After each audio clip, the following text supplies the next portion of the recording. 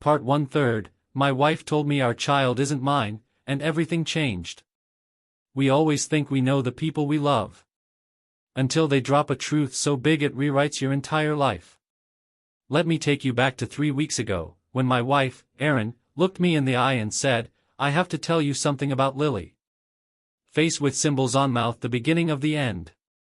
Erin and I had been together for nearly 8 years. Married for 5. Our daughter, Lily, had just turned 4 last month. She was this loud, curious, bright little tornado of a human. My whole world. We met in college. She was studying environmental science, I was in communications. We weren't perfect, but who is? We had fights, but we laughed more. We built a little life together. Mortgage, dog, daughter. Everything seemed normal. Looking back, there were small signs. Glitches in the matrix. The way Erin avoided questions about Lily's early medical stuff. How she got weirdly defensive when people commented that Lily looked more like your brother than you. The awkward moment at Lily's 2nd birthday when my mom said, "She has the same dimple as Jordan," and Erin suddenly needed to get more juice from the kitchen. I ignored it all. Brushed it off. Because why wouldn't I trust my wife? Prohibited the talk. It was a Tuesday night. Lily was asleep. We were sitting on the couch, watching reruns of The Office, and Erin just turned the TV off. That was the first red flag. She never turns off The Office. "I need to tell you something," she said. My stomach dropped. "Is everything okay? Are you sick?" I asked. "No. It's about Lily." Instant panic. "What about her? Did something happen?" "She's fine. She's healthy. But, she's not biologically yours." I didn't understand. I laughed. Literally laughed in her face. "What do you mean, not mine? That's not funny. I'm not joking." Silence. "I slept with someone else around the time we conceived.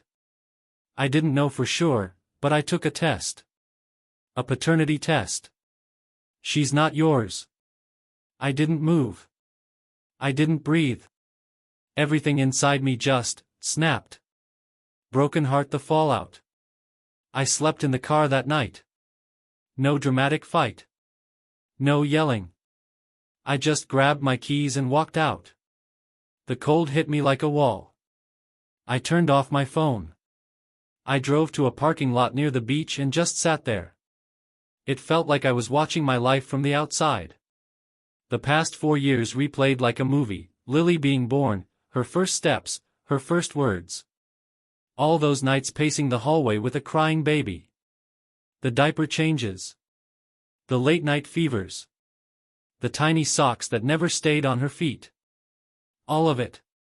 Not mine? I didn't cry. I couldn't. I was too numb. The next morning, I came home. Erin looked like she hadn't slept. She tried to talk. I told her I needed space.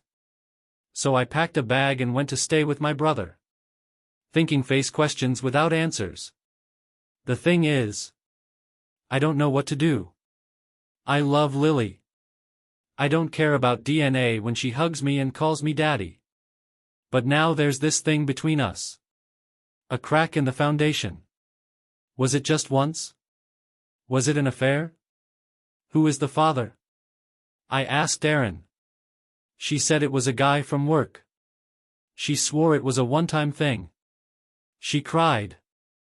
Said she didn't want to destroy our family. Said she waited to tell me because she didn't want to lose me. But she already did.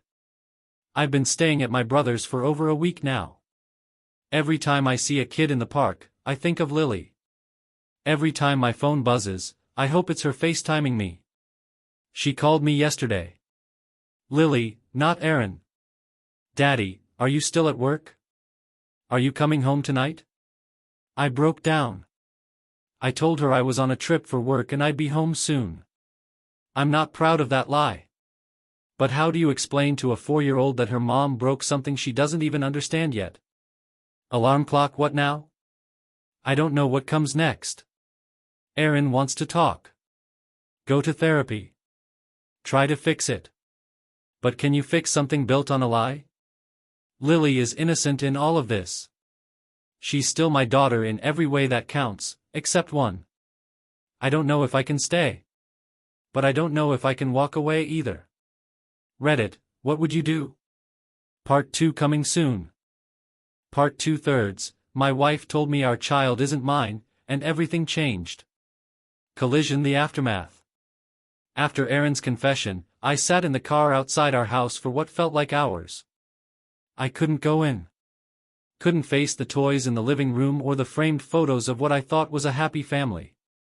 My hands were shaking. I kept replaying her voice in my head, that flat, almost numb tone when she said, "She's not yours." I ended up sleeping in the guest room. Lily was at her grandparents', thank God. I don't know how I would have looked her in the eye that night. I didn't sleep. Just stared at the ceiling, trying to do mental math. When? Who? Why? I wanted to scream. Punch something. But instead, I just lay there. The next morning, Erin came in. Her eyes were swollen. She looked like hell. "Can we talk?" she asked. I didn't answer. Just nodded. "Receipt the truth," or something like it. She told me it happened during a rough patch in our marriage, about 5 years ago. We'd been fighting, barely speaking. I had just lost my job and was spiraling. She met a guy at work. It was a mistake, she said. One time. A moment of weakness. But it changed everything. She got pregnant a few months later. Never told the other guy. Never told me. Just prayed it was mine and moved on. "I didn't want to destroy us," she said. "And then you were so happy about the baby. I couldn't ruin that." I asked her who he was. She hesitated. Finally gave me a name I didn't recognize. Said he moved away. That he never knew. I didn't believe her. Still don't, fully. DNA. I bought a test. Quietly. Swabbed Lily's cheek one night while she slept, tears silently streaming down my face. Sent it off. Waited. The result came back exactly like I expected and nothing like I wanted. 0% probability of paternity. It was like a punch to the soul. All the bedtime stories, school pickups, birthday candles, erased by a number on a page. But then I heard her laugh from the other room. And I couldn't help it. My heart didn't care what the paper said. She was still my daughter. Broken heart, the confrontation. I told Erin I had done the test. She just nodded, like she'd been waiting for it. "I don't blame you," she said. "You had every right." I asked again who the father was. She gave me the same name. Swore he didn't know. I told her I wanted space. I moved out 2 days later. Took a suitcase, my laptop, and a photo of Lily on her 3rd birthday. We agreed to split custody for now. Not legally, just informally. I wasn't ready to go to court. I didn't even know what I wanted. Just that I couldn't sleep under the same roof anymore. Brain therapy and spirals. I started therapy. Erin offered couples therapy. I refused. I needed space to even figure out if I wanted to save anything. In therapy, I cried for the first time in years. Cried so hard I couldn't breathe. I wasn't just mourning a betrayal. I was mourning a version of my life that never existed. Was everything fake? Every "I love you," every smile, every little sticky note she used to leave in my lunch? My therapist said something that stuck. It wasn't fake to you. And it wasn't fake to your daughter. That sentence nearly broke me. Teddy bear Lily. I saw Lily once a week. Short visits. Playgrounds, ice cream, reading her bedtime stories. She didn't know what was happening. Just that Daddy had a new apartment with a bunk bed and too many boxes. Every time she called me Daddy, it hurt and healed at the same time. She started asking questions. Why don't you live here anymore? Did I do something bad? That wrecked me. I told her no, never, and tried to smile. But I knew those questions would only get harder as she grew. Spiral calendar A plan. Eventually, Erin and I sat down to talk custody. It was civil, surprisingly. Maybe we were both too exhausted to fight. We agreed on a schedule. We talked about holidays. Schools. What to say when Lily starts asking questions we can't answer. We even talked about the truth. About when and how to tell her. Not now, not yet, but someday. She deserves to know, I said. But she also deserves to feel safe. Erin nodded. I think, for the first time, we actually agreed on something again. Package new normal. I still hated her for what she did. But I didn't hate Lily. Couldn't. That was the only thing I knew for sure. And slowly, that knowing became enough to keep going. To be continued. Op. Part 3/3. My wife told me our child isn't mine, and everything changed. Mirror moments. 3 months had passed since I moved out. Every morning, I hoped I'd wake up feeling more like myself. But the mirror didn't lie. I looked thinner. My eyes were hollow. Beard, patchy. I looked like a man who had just had his entire identity torn out from under him. Erin and I barely spoke, except for texts about Lily, drop-offs, school pickup times, the missing unicorn plushie she couldn't sleep without, which I found jammed between couch cushions. But inside, I wasn't okay. I was numb. Floating. I tried dating again. Just once. A woman from work. She was kind, sweet. But every word out of her mouth, I found myself comparing to Erin's. Her laugh felt fake. Her smile didn't reach her eyes, or maybe mine didn't. I cut the date short, went home, and cried in the car. Magnifying glass tilted left digging into the past. One night, I gave in. I looked up the man Erin claimed was Lily's biological father. Let's call him Mark. Not much came up. No Facebook. No LinkedIn. But I eventually found an old company blog post with a blurry headshot. Average guy. Short cropped hair. Slightly crooked teeth. Unremarkable. And that pissed me off. This completely average man unknowingly fathered the little girl I loved more than life. I wrote a message, didn't send it. What would I even say? Hey, remember that one-night stand? Yeah, you have a daughter. Congrats. But I kept coming back to the question, should I contact him? Would Lily want to know him someday? Did I have the right to block that? Brain therapy again. At my next therapy session, I brought it up. What if he wants to be in her life? What if she wants him?